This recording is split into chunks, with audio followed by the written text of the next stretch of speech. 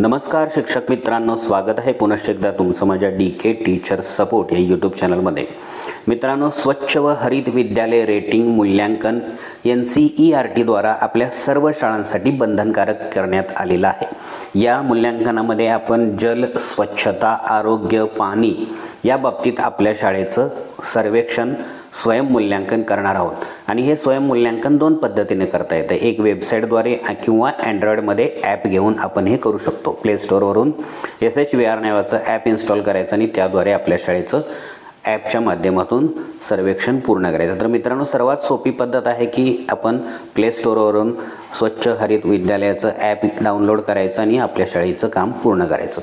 पण मित्रांनो, जेव्हा तुम्ही पहिल्यांदा या ॲपवर जातात तेव्हा आपल्या शाळेचं प्रथमतः रजिस्ट्रेशन करावं लागेल। आपल्या शाळेसाठी एक पासवर्ड तयार करावा लागेल आणि मग आपल्या शाळेची प्रोफाईल अपडेट करावी लागेल। एवढं काम झाल्यानंतर मगच आपल्याला पुढची प्रश्नावली ओपन होते आणि मग ती सगळी प्रश्नावली भरून आपण सबमिट करायची आणि नंतर शेवटी फोटो अपलोड करायचे। तर मित्रांनो, हे काम मी 3 व्हिडिओमध्ये विभागलेलं आहे। पहिला व्हिडिओ आहे ॲप डाउनलोड इन्स्टॉल करून पहिल्यांदा आपल्या शाळेचं रजिस्ट्रेशन करून प्रोफाईल अपडेट करणं। हा व्हिडिओ मी तुम्हाला यापूर्वी दिलेला आहे। हा व्हिडिओ जर पाहिला नसेल तर हा व्हिडिओ नक्की पहा। हा व्हिडिओ मी तुम्हाला खाली डिस्क्रिप्शनमध्ये देतो, हा तो व्हिडिओ आहे। दुसरा व्हिडिओ आपण आता देतोय तो म्हणजे पुढील प्रश्नावली कोणती आहे आणि ती कशी सोडवावी, किती प्रश्न एकूण आहेत। आणि तिसरा आणि शेवटचा व्हिडिओ असणार आहे फोटो कोणते अपलोड करायचे आणि कसे अपलोड करायचे। तर मित्रांनो, सर्वप्रथम तुम्ही हा व्हिडिओ पहा आणि तुमच्या शाळेचं लॉगिन ID तयार करून रजिस्ट्रेशन करून प्रोफाईल पूर्ण करा। आणि आताचा व्हिडिओमध्ये आपण पाहणार आहोत की आपल्या ह्या शाळेसाठीची प्रश्नावली कोणती आणि कशी सोडवायची। चला तर जाऊया। मी आपल्या मोबाईलमधील SHVR ॲपवर जातो। हे SHVR ॲप मी आधीच इन्स्टॉल करून माझ्या शाळेचं रजिस्ट्रेशन केलेलं आहे, त्यामुळे मी डायरेक्ट इथं लॉगिनच होणार आहे, तुम्ही बघू शकाल। ठीक आहे, आता इथं तुम्ही बघू शकता माझा वरती शाळेचा UDIS कोड दिसतोय कोपऱ्यामध्ये आणि इथं आता ह्या माझ्या या इथं ह्या जे एकूण पांढऱ्या तुम्हाला स्लाईड दिसतात 1 2 3 4 5 6 स्लाईड आहेत। पहिली आहे जल, दुसरी आहे शौचालय, मी थोडंसं टिक करून दाखवतो। पहिली आहे जल, दुसरी आहे शौचालय, तिसरी आहे साबुन से हाथ धोना, चौथी आहे संचलन एवं रखरखाव, पाचवी आहे व्यवहार परिवर्तन एवं क्षमता निर्माण आणि खाली उजव्या कोपऱ्यात खाली आहे मिशन लाईफ गतिविधिया। या प्रत्येक ठिकाणी काही प्रश्न आहेत। आता हे प्रश्न बघा, जलमध्ये आहेत एकूण 1 ते 9 प्रश्न, म्हणजे 9 प्रश्न आहेत। त्यानंतर शौचालयामध्ये एकूण 10 ते 21 असे 10 प्रश्न आहेत। त्यानंतर साबुन से हाथ धोना या ठिकाणी एकूण 22 ते 27 असे 6 प्रश्न आहेत आणि संचलन एवं रखरखाव यामध्ये 28 ते 40 असे एकूण 13 प्रश्न आहेत। व्यवहार परिवर्तन एवं निर्माण क्षमता या ठिकाणी एकूण 41 ते 49 8 प्रश्न आहेत आणि शेवटच्या ह्याच्या ठिकाणी मिशन लाईफ गतिविधी यामध्ये एकूण 50 ते 60 असे 12 प्रश्न आहेत। 50 ते 60 हे 10 प्रश्न असायला पाहिजेत, पण 12 का तर काही उपप्रश्न सुद्धा त्यामध्ये आहे।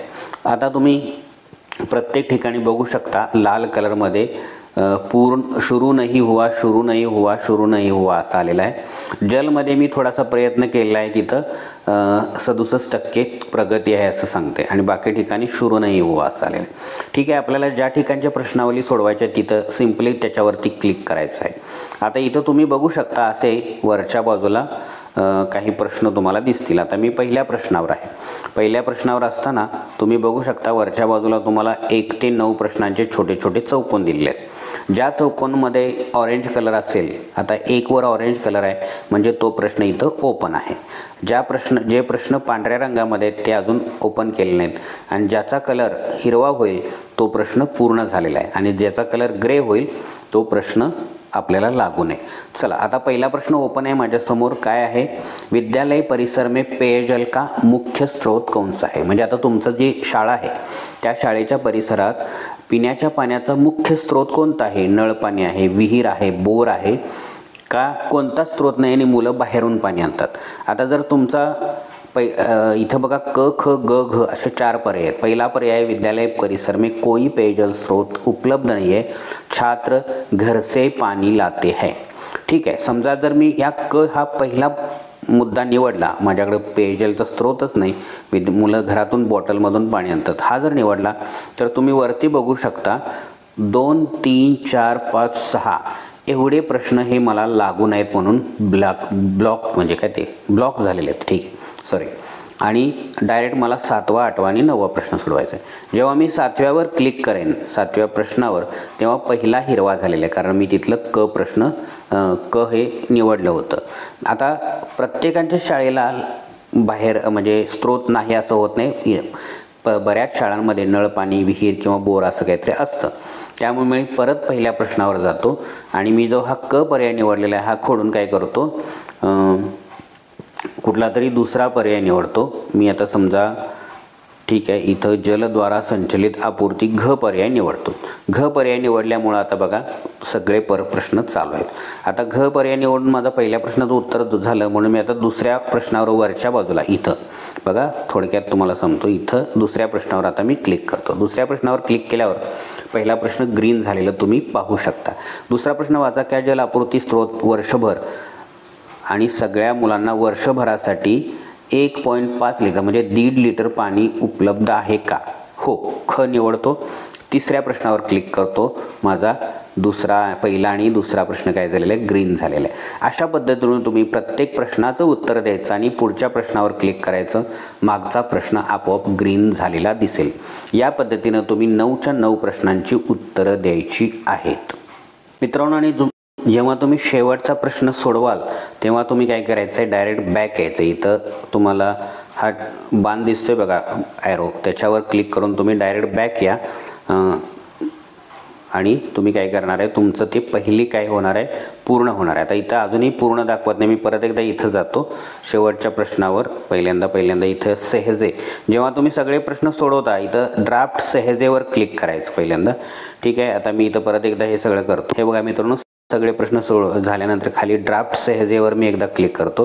ड्राफ्ट सहजेवर क्लिक केलं की आता तुम्ही इथं या जलजवळ हा जो बाण आहे या बाणावर क्लिक करून तुम्ही डायरेक्ट बॅक या. बॅक आल्यानंतर तुम्ही बघू शकता आता मी पहिल्यांदा जल या ठिकाणचे प्रश्न सोडवायला सुरू केले होते आणि सगळे प्रश्न झाल्यावर मी पुढे आलो. इथं आता पूर्ण हा शब्द तुम्हाला दिसतोय आणि जलच्या भोवतीचा जो गोल आहे हे बघा, हा रंगीत गोल सुद्धा पूर्ण झालेला आहे. आता बाकीच्या ठिकाणी शुरू एक या असं आहे. या पद्धतीनं मित्रांनो तुम्ही कुठलेही प्रश्न तुम्हाला सोडवायचे आहेत त्याच्यावर सिम्पली क्लिक करायचं. आता शौचालय बाबतीत इथं हे शौचालयाचे जे प्रश्नावली आहे ही सोडवण्यासाठी मी याच्यावरती क्लिक करतो. इथं क्लिक केल्यानंतर आता तुम्ही बघू शकता वरती 10 ते 18 प्रश्न उपलब्ध आहेत आणि माझे 2 ग्रे प्रश्न आहेत, 19 आणि 20 हे मला लागू नाही आहेत माझ्या शाळेला.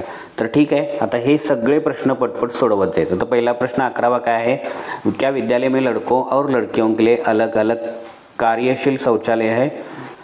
यदि केवल लड़कियों के, यदि सहशिक्षा विद्यालय है तो लड़कों और लड़कियों के लिए कम से कम 1. तर हा घ पर्याय येतो माझ्याकडे. तर घ पर्याय निवडतो आणि मी 11व्या प्रश्नावर क्लिक करतो. बघा 10वा प्रश्न ग्रीन झालेला आहे. विद्यालय में लड़कों और लड़कियों के लिए क्रियाशील किती सीट उपलब्ध आहेत?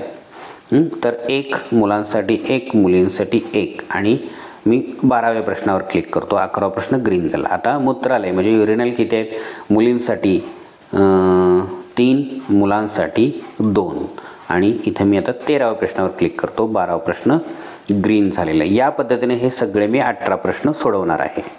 बघूया. तर मित्रांनो शौचालय या विभागातले मी 10 ते 18 प्रश्न सोडवलेले आहेत. आता पहिल्यांदा मला मागे जाण्या अगोदर ड्राफ्ट सहजेवर क्लिक करायचं आहे. ड्राफ्ट सहजेवर मी क्लिक करतो. क्लिक केलेलं आहे. आता माझ्याकडं 19 आणि 20 हे प्रश्न मला लागू नाहीत, कदाचित तुम्हाला लागू होतील. आता मी बॅक जातो या ठिकाणावरून, परत मी बॅक जातो. बॅक गेल्यानंतर तुम्ही आता बघू शकता शौचालय या विभागामध्ये सुद्धा माझं काम किती झालेलं आहे, 90% झालेलं आहे. म्हणजे कुठला तरी एक प्रश्न माझा अप्रगतीवर आहे. तर परत एकदा इथं जेव्हा तुमचं हे पूर्ण असा पूर्ण शब्द येत नाही तेव्हा परत एकदा याच्यावरती क्लिक करायचं आणि तुम्ही सगळे प्रश्न सोडवलेत काय बघायचं. तर 10वा प्रश्न, तर माझे सगळे प्रश्न जवळजवळ सोडवलेलेच आहेत, पण हे मला वाटतं 19 आणि 20 लागू नसल्यामुळं कदाचित माझं तिथं 90% येत आहे. ठीक आहे, हरकत नाही, मी तरीही बॅक जातो. तर मित्रांनो या पद्धतीनं तुम्ही काय करायचं, हे जे सगळे जे प्रश्न आहेत या ठिकाणी प्रत्येक ठिकाणी जाऊन तुम्ही काय करायचं आहे, हे सगळं सोडवायचं आहे. साबुन से हात धुणं, आता इथं जातो मी. इथं बघा, आता इथं एकूण 22, 23, 24, 25, 26, 27 प्रश्न आहेत. पहिला प्रश्न आला है, क्या विद्यालय में शौचालय उपयोग के बाद हाथ धोने के लिए सुविधा उपलब्ध है? तर शौचालय के पास कोई हाथ धोने की सुविधा नहीं. शौचालय के पास पानी की व्यवस्था के साथ वॉश बेसिन हाथ धोने के स्थान प्रत्येक शौचालय के अंदर या पास में बहते पानी के साथ वॉश बेसिन है। ठीक आहे, तर मी ग घेतो। ग घेतल्यानंतर आता 23व्या प्रश्नावर क्लिक करतो। आता 22वा प्रश्न ग्रीन झालेला तुम्ही बघू शकता। अशा पद्धतीने 27 पर्यंतचे मी प्रश्न सोडवणार आहे। बघू शकता मी साबुन से हाथ धोना या विभागातले 22 ते 27 सगळे प्रश्न सोडवलेले आहेत। आता खाली ड्राफ्ट सहजे या बटनावर मी क्लिक करतो।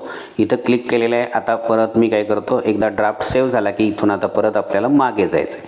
ठीक आहे, मी या बाणावर क्लिक करतो आणि मागे जाणार आहे। आता साबुन से हाथ धोए या भागातलं हे माझं काम काय झालेलं आहे, पूर्ण झालेलं आहे। इथं बघू शकता मी इथं पूर्ण हा शब्द आलेला आहे। इथंही पूर्ण हा शब्द आलेला आहे। इथं मात्र 90% प्रगती आलेली आहे। इथं शुरू नाही, इथं शुरू नाही। अशा पद्धतीने तुम्ही सगळ्या ठिकाणचे प्रश्न सोडवायचे आहेत मित्रांनो, क्लिक करून आणि तुमच्या सगळ्या ठिकाणी पूर्ण हे आलं पाहिजे। तर या पद्धतीने तुमचं काम हे प्रश्नावलीचं पूर्ण करा। सगळ्या ठिकाणचे प्रश्न सोडवा। जो कुठला प्रश्न तुम्हाला समजणार नाही किंवा तिथलं कोणतं उत्तर लिहावं लागेल याबाबत तुम्हाला जर शंका असेल तर काय करा, खाली कमेंट त्या पद्धतीचं करा। प्रश्नाचा क्रमांक, प्रश्नाचा विभाग आणि त्याचं कोणता प्रश्न आहे तो जर कमेंट केलात मला तर त्याचं उत्तर मी तुम्हाला एखाद्या जर जास्त प्रश्न आले तर त्या प्रत्येक प्रश्नासाठीचा म्हणजे ते सगळे प्रश्न घेऊन एक आपण वेगळा व्हिडिओ करू किंवा एखाद दुसराच प्रश्न असेल तर त्याला डायरेक्ट कमेंटमध्येच आपण उत्तर देण्याचा प्रयत्न करू। आता यानंतर पुढचा व्हिडिओ आपण घेऊन येणार आहोत की फोटो कोणते अपलोड करायचे आणि ते कसे करायचे त्याबाबत आपण पुढच्या व्हिडिओमध्ये बघूया। तत्पूर्वी तुम्ही पहिला व्हिडिओ पाहून तुमच्या शाळेचं रजिस्ट्रेशन करा आणि हा दुसरा व्हिडिओ पाहून सगळी प्रश्नावली सोडवा आणि चॅनलला सबस्क्राईब केलं असेल तर सबस्क्राईब करा, म्हणजे अशाच पद्धतीचे विविध शैक्षणिक व्हिडिओ तुमच्यापर्यंत नक्की पोहोचतील। तर भेटूया पुढच्या व्हिडिओमध्ये, तोपर्यंत take care and good bye.